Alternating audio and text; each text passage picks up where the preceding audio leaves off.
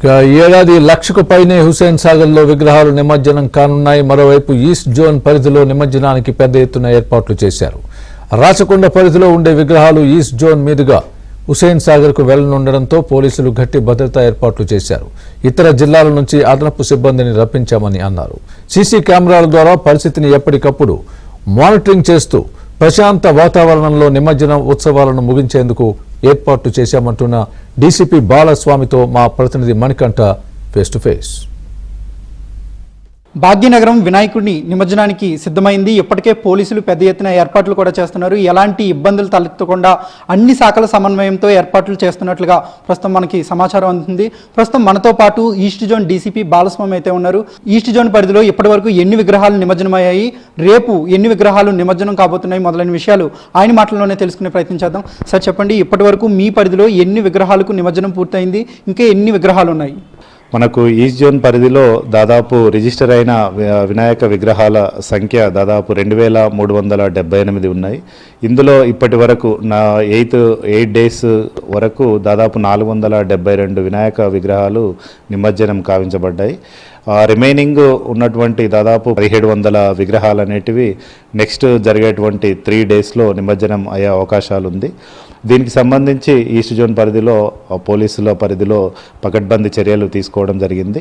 మనకు మెయిన్ రూట్కి సంబంధించి బాలాపూర్ నుంచి ట్యాంక్ బండ్కి వచ్చేటువంటి మెయిన్ రూట్ ఏదైతే ఉందో దానికి సబ్సిడరీ రూట్స్గా ఈస్ట్ జోన్ నుంచి దాదాపు 4 రూట్లు కలుస్తాయి. అందులో ముఖ్యంగా చాదర్ఘాట్ ఎక్స్ రోడ్ నుంచి ఎంజే మార్కెట్ వరకు, తర్వాత మూసారాంబాగ్ నుంచి త్రో చేనంబర్, తర్వాత నారాయణగూడ ఎక్స్ రోడ్ నుంచి లిబర్టీకి, తర్వాత రామంతపూర్ నుంచి కూడా మనకు రాచకొండకు సంబంధించిన విగ్రహాలు కొన్ని ఈ జోన్ ద్వారా ట్యాంక్ బండ్కి వెళ్తాయి. అదేవిధంగా రాచకొండకు సంబంధించినవి తర్వాత నార్త్ జోన్లో చిలకలగూడ, వారాసిగూడ అండ్ నల్లకుంట, ఈస్ట్ జోన్కు కలిసిన పోలీస్ స్టేషన్లకు సంబంధించినటువంటి విగ్రహాలు కూడా మెట్టుగూడ నుంచి Narayanaguda X road, Liberty junction వద్ద మెయిన్ ప్రొసెషన్లో కలుస్తాయి. వీటికి సంబంధించి మనం రూట్లో పుషింగ్ పార్టీస్, తర్వాత సెన్సిటివ్ ప్లేసెస్లో పికెట్స్ ఏర్పాటు చేయడం జరిగింది. అదేవిధంగా ఈస్ట్ జోన్కి పోలీస్కి సహకారంగా రాష్ట్రంలో వివిధ జిల్లాల నుంచి దాదాపు 1000 మంది పోలీసులు కూడా రావడం జరిగింది. అదేవిధంగా మనకు ఇంపార్టెంట్ మాస్క్ ఉన్నటువంటి ఎస్ఏ బజార్ మాస్క్ దగ్గర కూడా ఒక ర్యాపిడ్ యాక్షన్ ఫోర్స్ ఏర్పాటు చేయడం జరిగింది. వీళ్ళు కూడా బందోబస్తులో ఉన్నారు. రాబోయే వినాయక నిమజ్జనం అనేది విజయవంతంగా శాంతియుతంగా పూర్తి చేస్తామని తెలుపుతున్నాను.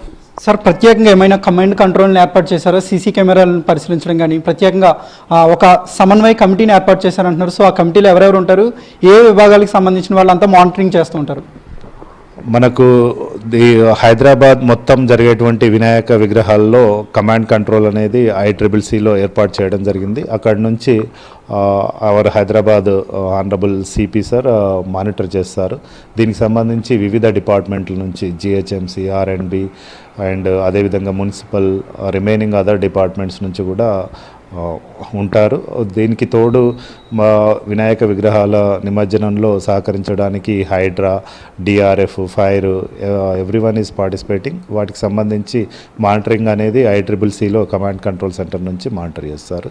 ప్రత్యేకంగా వినాయకుడి నిమజ్జనం కోసం ఈస్ట్ జోన్ పరిధిలో పూర్తిగా ఏర్పాట్లు చేసుకున్నట్లుగా తెలుస్తుంది. సుమారుగా ఇప్పటికే ఇతర జిల్లాల నుంచి కూడా అదనపు సిబ్బందిని రప్పించారు. అలాగే CCTV ఫుటేజ్ల ఆధారంగా ఎప్పటికప్పుడు ఆ పరిస్థితులకు తగ్గట్టుగా చర్యలు ఉంటాయంటూ కూడా ప్రస్తుతం చెబుతున్న పరిస్థితి కనబడుతుంది. వీడియో జర్నలిస్ట్ చరణ్తో మణికంఠ, ABN ఆంధ్రజ్యోతి, హైదరాబాద్.